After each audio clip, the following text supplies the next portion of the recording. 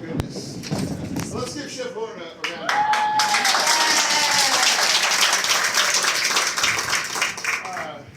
She cooked with my wife at the Pennsylvania Farm Show in January, right? Although I don't think what Giselle did would be, yeah, you looked there and watched. She was great. She was great. That's your way too kind, trust me. And am I letting the cat out of the bag that you've invited her to be the New Orleans? Oh, you bet.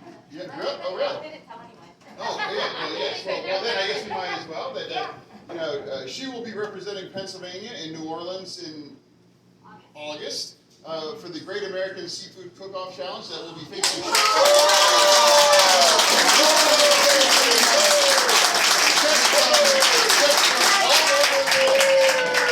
all over the county, all over the country.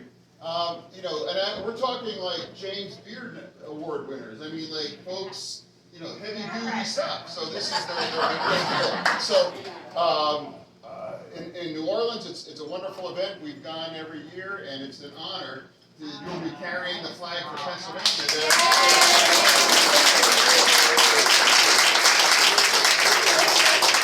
So speaking of carrying the flag, thank you, Democrats, doing this in a county. Is it easy being a Democrat in a red county? Are you sure? I've never asked that question in a red county, and folks are like, yeah, who's had one of their political yard signs stolen? Who's gotten weird looks at the grocery store? Who's had friendship strained, let's put it that way, as a result, right?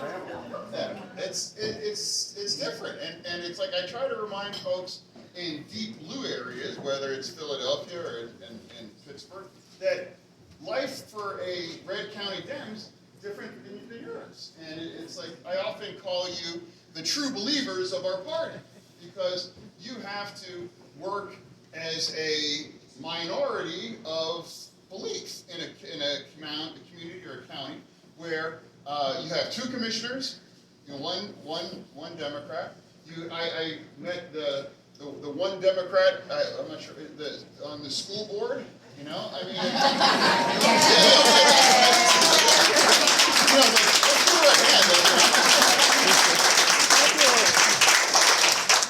And you make it work, and you're here, and you care, and you're engaged. But what I also think you should know is that I consider you like the secret sauce in Democrats winning statewide in Pennsylvania. We as a party cannot afford, both from a moral perspective, but also from a tactical perspective, to let any of these counties go 80-20, 82-18, where we just let them run away with it.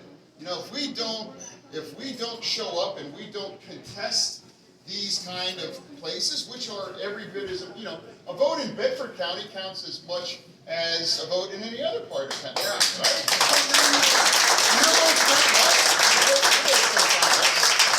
So it's so critical, and it's such a core value of this campaign that it literally says it on our logo.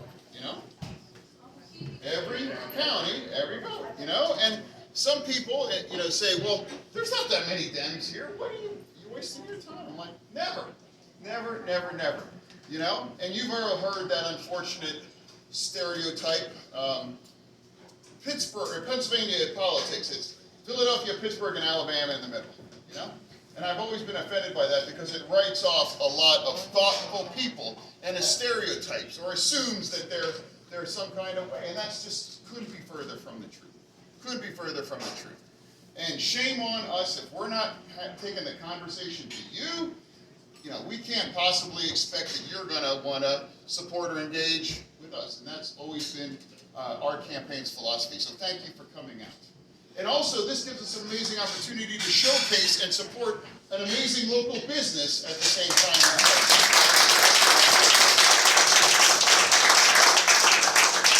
So it's a true win-win. So with respects to this campaign for the United States Senate, it's so critical. It's so critical that we flip this seat blue. Nothing's more important in my opinion. You know? We're all gonna miss Pat Toomey, right? No, not at all. You know, Senator Toomey is an incredibly gifted politician. You know, it takes real political skill to be reviled by Republicans and Democrats equally. I don't think anyone's going to necessarily miss Senator Toomey when he leaves, but we will miss our opportunity if we don't flip this seat and turn it blue, because it will have important ramifications for our country, for the world, and for the Democratic agenda. And we believe our campaign is in a good place to do just that. I'm proud to announce that we crossed over 194,000 donors, grassroots donors in our campaign over this last quarter. What is having 194,000 people believe in your campaign and even put their hard-earned money behind it? Well, that translates into a 25 to 30 point or more lead in the polls in the Democratic side for us. That translates us to being in a nearly 90% of Pennsylvania zip codes all across the state. What? What? So the campaign made a map of like 90% where all the donors are. So it's like a map of our state with all these little dots, and it's beautiful. But there's like this whole empty spot, and I was like, "What's going on?" Like, John, we have to find these folks. We have to knock on their doors. We have to reach them. And he looks at me and he says, "Babe, that's a forest."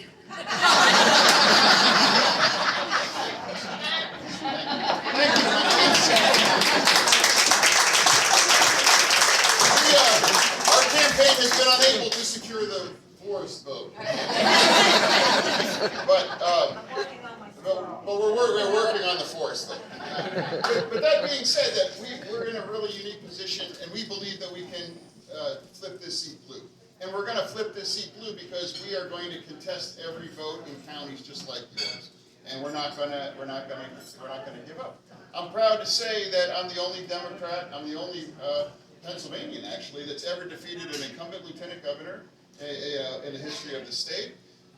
After winning a competitive primary with nearly 40% of the vote, I would go on to join Governor Wolf in the ticket in November of 2018. And would you know, we won by 852,000 votes over our Republican counterparts in that election.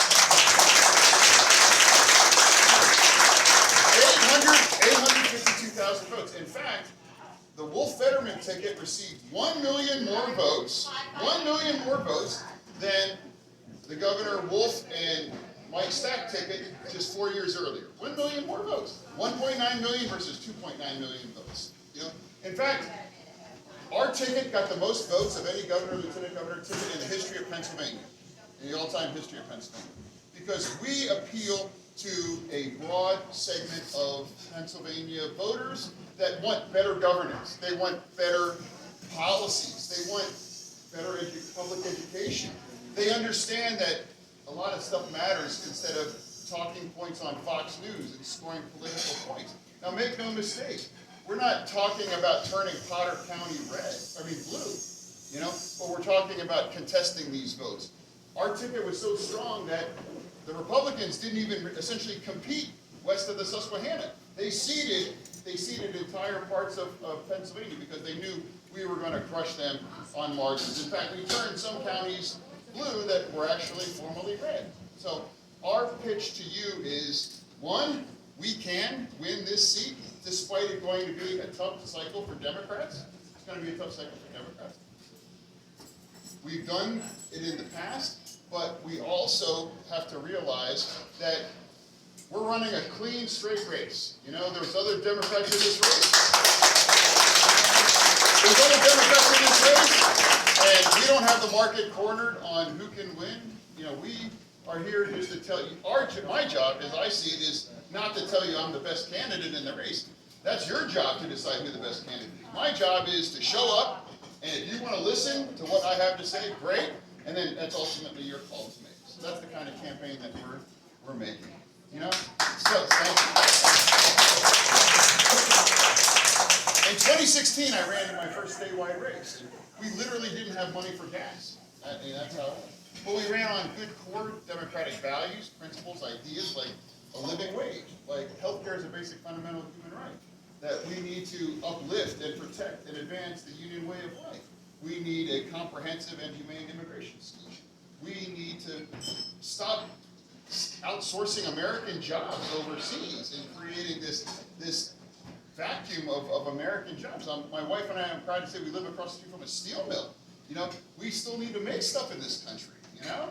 And also, immigration, compassionate, humane immigration solution.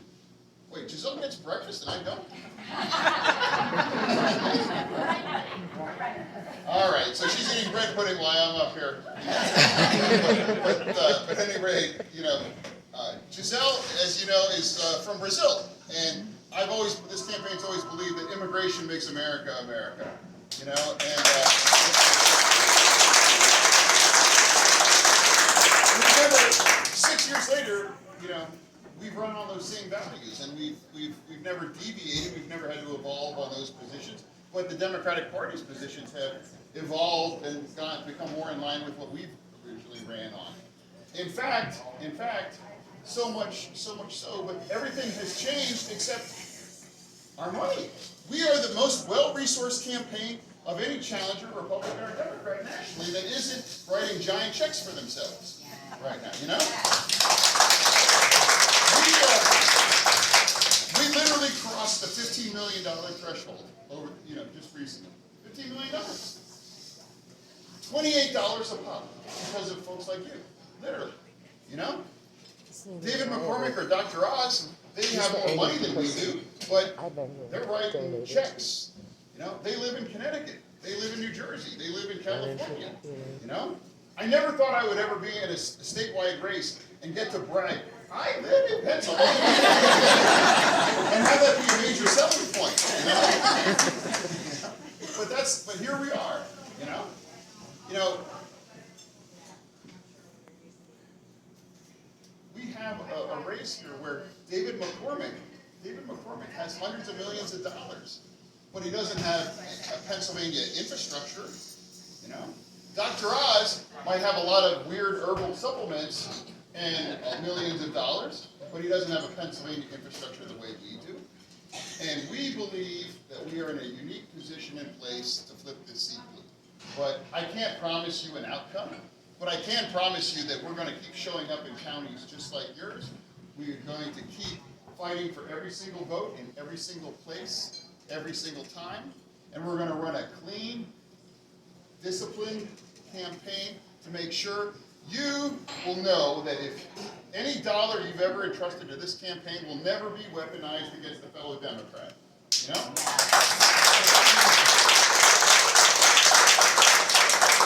If you want to hurt a Democrat, you could write a check to the RNC. They're much better at doing it than I could possibly do. You know? So that's the race that I promised to run. That's the race that we have run. I'm proud to be in the place that we are. And so many of you, when I've been going around saying hello, you're like, thank you for coming, thank you for coming. And that's so nice of you to say that, but I don't deserve those thanks. Thank you all for coming, and thank you for the work that you're doing. I should be here as your lieutenant governor. As a candidate for the U.S. Senate, we should all be here in counties and places like yours. So thank you for the work that you've done. Thank you for the work that you're doing and the work that you will do to have a profound impact on the future of this country, and who knows what's beyond that during this race. I am forever grateful for the work, and you know we're going to keep showing up again and again.